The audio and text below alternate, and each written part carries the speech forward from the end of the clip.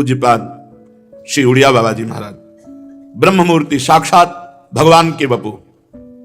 प्रश्न, सत्संग का अधिकारी कौन है? कौन सत्संग का लाभ ले सकता है? बोले जो जीव भगवत प्राप्ति की लालसा वाला है वो सबसे ज्यादा सत्संग का लाभ लेता है। सबसे पहला लाभ सत्संग का उसे मिलता है जिसका लक्ष्य बन गया भगवत प्राप्ति। फिर दूसरा, चलो हमारे पाप नष्ट हो जाएंगे, कुछ अच्छी बातें सुनने को मिलेंगी, जीवन थोड़ा अच्छा हो जाएगा। दूसरी श्रेणी के ये सत्संग का लाभ ले लेंगे। तीसरी श्रेणी में, यार काहे को बैठे हो, चलो ना थोड़ी देर सत्संग सुनते हैं, किसी ने प्रेरणा की, देखते हैं यार क्या बोलते हैं, क्या है, ऐसे ही उनको भी लाभ मिलेगा। सत्संग में चाहे आप निंदा करने के भाव से भी जाएं और सत्संग सुने तो भी आपका मंगल ही होगा, आपका लाभ। लेकिन सबसे श्रेष्ठ लाभ वो ले सकता है जिसका लक्ष्य बन गया है इसी जन्म में मुझे भगवत प्राप्ति करनी है। सत्संग का विशेष लाभ वो ले सकता है। जब तक संत में अनुराग नहीं होगा तब तक भगवान में अनुराग नहीं हो सकता। आज तक किसी को भगवत प्राप्ति हुई है तो संत कृपा से हुई है। अगर हमारा संतों के प्रति भगवत भाव होने लगे, पवित्र भाव होने लगे, श्रद्धा और विश्वास दृढ़ होने लगे तो भगवान में प्रियता स्वाभाविक होने लगेगी। पर भगवान से प्रार्थना करें कि मुझे ऐसे संत मिले जिनके संग से आपके चरणों में प्रीति हो। संत महात्मा का संग हो और उनकी बातों का मनन और शास्त्रों का स्वाध्याय हो तो निश्चित भगवत प्राप्ति की लगन लग जाएगी। सत्संग सुनते सुनते उसका फल यह प्रकट होता है कि संसार अच्छा ना लगने लगे, गंदी बातों की तरफ मन न जाए और एक मन में एक पीड़ा पैदा हो जाए कि मेरा निरंतर भजन चले। हम अपने जीवन की बात कहते हैं, एक ही बात जीवन में रखी है हमने, दर्शन भगवान के मिले, ये हम अधिकारी ही नहीं समझा अपने को। एक ही बात केवल रखी कि भजन कभी न छूटे। हे प्रभु, हे गुरुदेव, हे वृंदावन धाम, ऐसी कृपा करो कि बिसरी हो ना बिसारी हो, यही दान मोहि देहु। हे श्री हरिवंश के लाड़िले, मोहि अपनी करी लेहु। बस ये ठसक रहे कि मैं आपकी हूं और हर समय आपका चिंतन चलता रहे। बस इसी से कुछ मांगना नहीं पड़ा, अपने आप सब जो भगवत कृपा हुई अपने आप। सत्संग का फल यह है कि संसार स्वप्नवत लगने लगे और भजन हर समय हमारे हृदय में चलने लगे। ये धन, बेटा, बेटी, परिवार, ये सब भगवान आए हैं इस रूप में। सबकी सेवा करो, सबका सदुपयोग करो। जो धन परहित की भावना में लगाया जाता है वो भगवत प्राप्ति का कारण बन जाता है और जो धन वासना की पूर्ति के लिए लगाया जाता है वही पतन का कारण बन जाता है। अधिक सत्संग का लाभ जो इष्टाकार वृत्ति के संत महापुरुष हैं उनसे होता है। भगवदाकार, जिनका रात दिन एक ही केवल लक्ष्य है भगवान, बस और कोई लक्ष्य नहीं।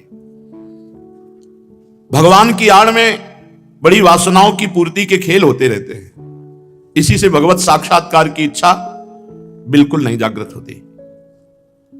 जहां भोग और ऐश्वर्य में बुद्धि है वहां भगवत प्राप्ति की बात ही नहीं है। भगवान कह रहे हैं, भोगैश्वर्य प्रसक्ता नाम तया प्रहत चेतसाम व्यवसायत्मिका बुद्धि समाधो न विधीयते। जिसका लक्ष्य भोग और ऐश्वर्य है, नाम हो जाए, कीर्ति हो जाए, रुपया हो जाए, पैसा हो जाए, भोग मिले खूब, मनमानी, वो कभी संकल्प भी नहीं कर सकता कि मैं भगवत प्राप्ति करूंगा, सोच ही नहीं सकता। ये भगवान के वचन है। क्योंकि चित्त अपहृत हो चुका है भोगों में, तो चिंतन भोगों का होगा, भगवान का थोड़ी होगा। भोगैश्वर्य प्रसक्ता नाम तया प्रहत चेतसाम, उसके चित्त का अपहरण कर लिया भोग संग्रह ऐश्वर्य ने। अब वो बुद्धि भगवान की प्राप्ति का निश्चय नहीं कर सकती, कोई भी हो। अधिक लाभ सत्संग का उन्हीं से होता है जिनकी इष्टाकार वृत्ति होती है, भगवदाकार वृत्ति होती है। कैसे वैराग्य जगता है नजफगढ़, ये कानपुर में गंगा के किनारे है। परम विरक्त परमहंस, लगभग 95 वर्ष की अवस्था के, हमारा जब जन्म भी नहीं होगा तब वो घर जाते आते रहते, संतों की सेवा होती थी। तो जब बचपन में से ही उनके दर्शन, उनका वचन सुनने को मिलता था, तो जब संत वेश में हुए उनके पास गए तो बहुत प्रसन्न हुए। कहा, बेटा है मार्ग बड़ा कठिन पर भगवान की शरणागति से इसका निर्वाह हो जाता है। बस एक बात समझ लो, मन को मारना है। सांप जैसे बंदर के ऊपर प्रहार करता है तो बंदर अपनी चतुरता पूर्वक बचकर उसके फण को पकड़ लेता है, और बोले पेड़ पे रगड़ता, फिर कान पे लगाता, अगर सूं हुआ तो फिर। ऐसे काम क्रोधादि प्रहार करते हैं अपनी विवेक बुद्धि के द्वारा, साक्षी भाव से। वो मन में आते हैं, आप में नहीं। आप बचो और पकड़ो उस मन को और रगड़ो, भजन में इतना रगड़ो कि मन मर जाए। मन मार्या तन बस में की ना, हुआ भरम सब दूर, बाहर से कछु दिखत नाही, अंदर चमके नूर। आपो त्याग जगत में बैठे, नहीं किसी से काम, उनमें तो कछु अंतर नहीं, संत कहो चेहरा। पहला उपदेश दिया मन को मारो, दूसरा उपदेश दिया अहंकार को मारो। बोले कुत्ता को रोटी डालो, फिर डंडा दिखाओ भाग जाएगा, फिर पुचकारो, फिर रोटी, फिर आ जाएगा। बोले बेटा 7 बार एक जगह हमें दबकाया गया और दौड़ाया गया, 8वीं बार वही रोटी ली और चल दिया। अहंकार बिल्कुल नहीं होना चाहिए। अहंकार का नाश करके दैन्य, जो दैन्य है, जो मन को मार देता है, और प्रभाव उनका ऐसा कि जिस समय सुबह बैठ करके गंगा जी के पावन तट पर 4 बजे हम वहां रुके उनके पास, जहां कहते शिवोहम, ऐसा लगता मैं ब्रह्म हूं, अपने आप अंदर चलने लगता, मैं ब्रह्म हूं, मैं भ्रम से इस देह में फंस गया हूं। पूरा विज्ञान अनुभव उनका ऐसे बहता था। पर वो इतने एकांत रहते थे कि वहां ज्यादा किसी की पहुंच नहीं थी, और जब पहुंच भी हो जाती तो उनके वचनों में पहुंच नहीं थी, क्योंकि शुद्ध ब्रह्म बोध संपन्न महापुरुष थे। बड़ा प्रकाशिनी महापुरुषों का ऐसा हुआ कि गंगा का किनारा, वैराग्य, और वो जो जीवन था हम उस जीवन को प्रणाम करते हैं।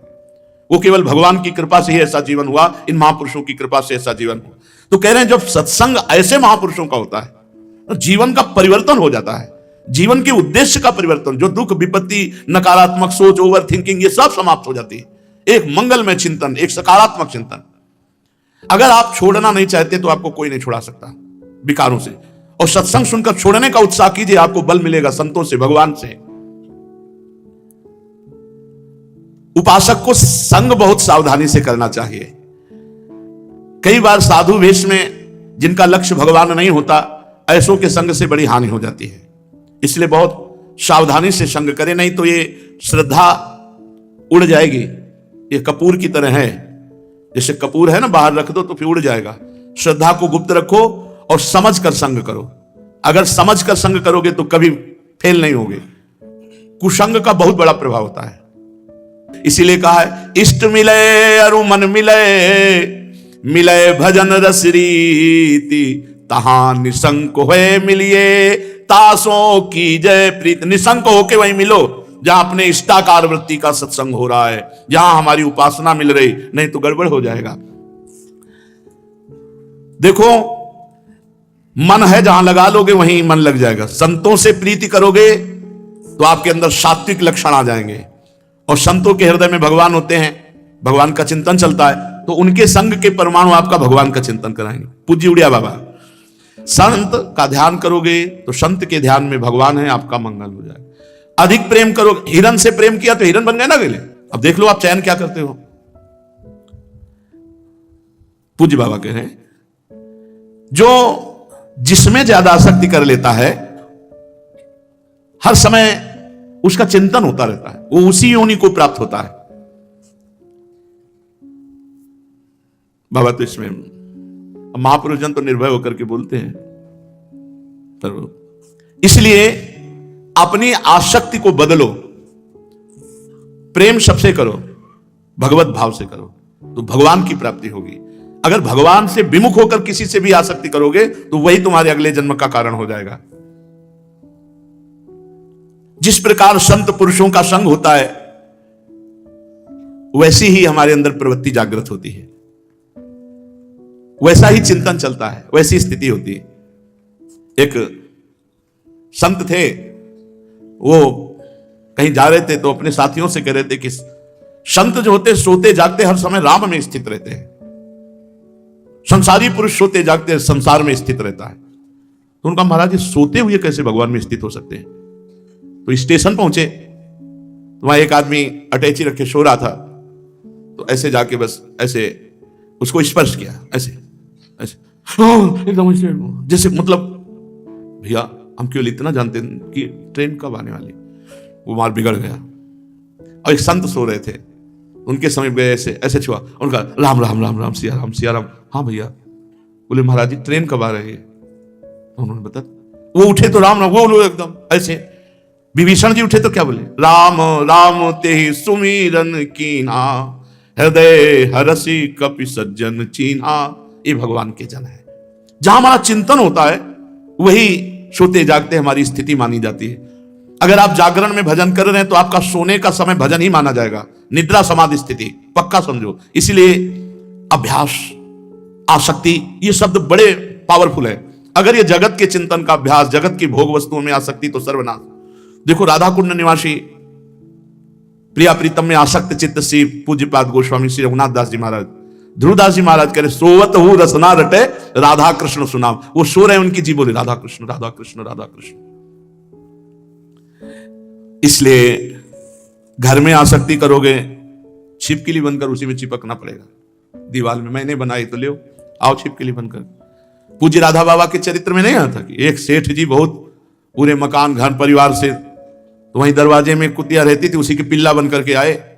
तो राधा बाबा निकल रहे थे तो कों कर रहे थे, तो राधा बाबा ने अपनी दृष्टि से देखा, अरे बोले सेठ जी सेठ जी बोले हम कहते थे कि राम राम जपो कृष्ण कृष्ण जपो, तुम जपते नहीं थे, अब देखो बन गए ना कुत्ता, अब हमारा ही पिंड खा रहे हो, बार बार सामने पड़ रहे हो। सेठ के रूप में भी पढ़ते थे, पिल्ला के रूप में, अब उद्धार तो तुम्हारा हम करेंगे। राधा बाबा ने संकल्प किया और उनका कुत्ते की योनि से उद्धार किया। इसीलिए कहते हैं कि कैसे भी अगर संत की दृष्टि पड़ जाए, चाहे खींच कर चाहे रीझ कर, वो कल्याण ही कर देते हैं।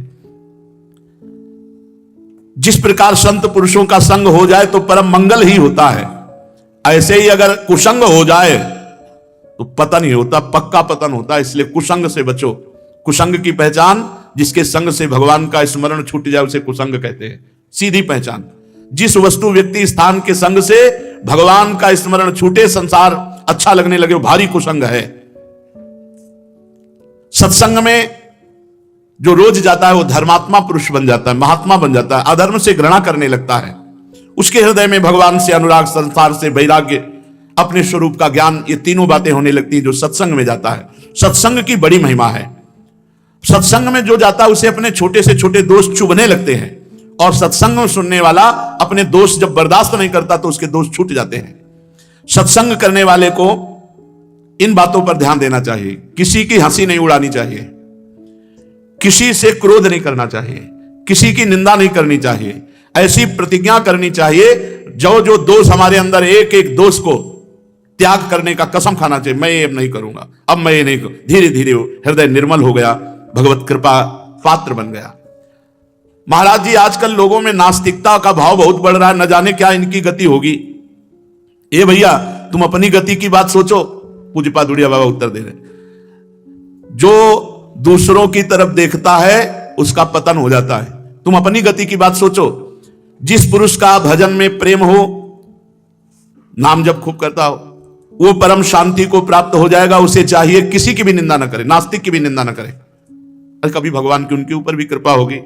बस ना ही तो हटना है, आस्तिक तो है ही है। नास्तिक ना और आस्तिक तो ना हट जाएगा, आस्तिक बच जाएगा। कभी कृपा तो उसके ऊपर भी हो जाएगी। एक आदमी बुरा कर रहा है, एक आदमी उसकी बुराई देख रहा है खड़े, समय तो दोनों का बर्बाद हो रहा है और गति दोनों की एक ही होगी। तो जैसे जुआ खेल रहे हैं दीपावली उसको, और जब सरकारी आदमी आते थे तो जुआ खेलने वालों को डंडा बाद में पड़ता था, देखने वालों के पहले पड़ता था। अरे बोले साहब हम तो देख रहे थे। बोले देख क्यों रहे थे आप? अरे बुराई तुम कर रहे हो, वही गति देखने वाले की होगी और वही गति उसकी निंदा करने वाले की होगी। इसलिए तुम दूसरे को नास्तिक क्यों देखते हो? तुम उनमें भगवत भाव करो। भगवान जिससे जैसा कराना चाहते हो करा लेंगे। देखो तुम श्रद्धालु हो तो तुम अपनी श्रद्धा और विश्वास को बचाओ और तत्वदर्शी महापुरुषों का संग करके भजनानंदी बनो और भगवान को प्राप्त हो जाओ। ना स्तुवीत न निंदेत कुर्वतः साधु साधुवा वदतो गुण दोषाभ्याम वर्जिता समद्रंग मुनि ना कुर्यान न वदेत किंचन ध्यायेत साधु साधुवा आत्मा रामो नया वृत्या विचरेत जडवन मुनि। मुनि कौन है? जो वेद शास्त्र और मंत्र का मनन करता है, शास्त्र की बातों का मनन, मंत्र का मनन, नाम का मनन करता है, मननशील को मुनि कहते हैं। जो मुनि होते हैं वो किसी के भी गुण दोषों का वर्णन नहीं करते। वो भगवत चर्चा, भगवत चिंतन, भगवत नाम जप, ना किसी के गुण ना किसी के दोष। सुनो तात मायाकृत गुण और दोष अनेक, गुण या उभय न देखी देखी स्वविवेक। किसी के बुरे कर्म की निंदा न करना और भले कर्म की भलाई न करना। ये बहुत बड़ा भला आदमी है तो दूसरे की निंदा करने का पॉइंट बन ही जाएगा। इसलिए ना किसी के गुण ना किसी के दोष, भगवत चर्चा। जो अपनी निंदा स्तुति होने पर हर्षित या शोकित नहीं होता, दूसरे की निंदा स्तुति करता नहीं, वो मुनि है। मुनि को चाहिए कि निंदा स्तुति दोष दर्शन गुण दर्शन से अपने चित्त को हटाकर निरंतर नाम और मंत्र में जगत से उदासीन हुआ भगवदाकार वृत्ति में रहे। आत्मा राम होने वृत्त्या विचरित जड़वन मुनि, अपने को पागल साबित कर दे, संसार के लायक नहीं, और खूब निरंतर भजन करे, न किसी की निंदा, न किसी की स्तुति, न किसी के गुण, न किसी के दोष।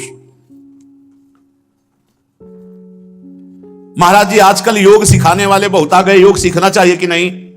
पूज्यपाद दुड़िया बाबा, अरे बस भैया बस, वो योग नहीं सिखाते, वो योग नहीं है। योग तो है तेसाम सतत युक्ता नाम भजताम प्रीति पूर्वकम ददामि बुद्धि योगम तम ये नमामुपयांति ते। केवल भगवान नाम जप करो, तुम्हारी कुंडलनी जागृत हो जाएगी, तुम्हारे चक्रों का भेदन हो जाएगा, सब कुछ हो जाएगा। नाम जप करो बिना प्रयास के कुंडलनी जागृत। मीरा जी ने गिरधर से प्रीति की, गिरधर ने कुंडलनी जागृत कर दी।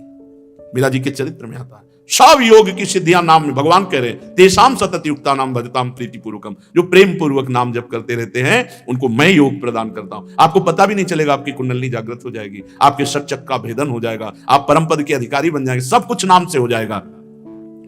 नहीं कलि कर्म ना भक्ति विवेकु, राम नाम अवलंबन एकु। पूज्य बाबा कह रहे हैं कलयुग में और कोई धर्म कर्म सिद्ध नहीं हो, एकमात्र भगवान का नाम है जो तुम्हें सब सिद्धियां प्रदान कर देगा। महाराज जी हमारे यहां एक साधु आते हैं और हमको सबको ध्यान लगाना सिखाते हैं, योग सिखाते हैं। आजकल ऐसे बहुत आडंबरी घूमते हैं, आजकल ऐसे बहुत आडंबरी घूमते हैं। भगवान के नाम, भगवान की लीला, गुण, आसक्ति, सेवा, कोई मतलब इससे नहीं। बाबा कह रहे हैं पूज्यपाद दुड़िया बाबा, अलीगढ़ में एक योगी आए थे, वो 5 रुपया लेकर बाबा के समय योग सिखाते थे। कई लोगों ने खूब रुपए दिए, योग सीखा, उनमें अधिकांश हमारी नजर में पागल बन गए, दिमाग खराब हो गया, कुछ उसमें से रोगी हो गए। भैया योग और भोग ये सीखने नहीं पड़ते, भोग की कहीं सिखाने वाली थोड़ी, सबको योग भगवान का स्मरण करो, स्वतः हो जाएगा। भगवान ने भी कहा है कि अष्टांग योगी और ज्ञान योगी और कर्म योगी तीनों से बड़ा मेरा जो भक्त है वो सबसे बड़ा, जो निरंतर मेरा चिंतन करता रहता है। आजकल के योग सिखाने वाले बहुत से ऐसे लोग हैं, ए भाई इनसे बचो, बाबा कह रहे हैं।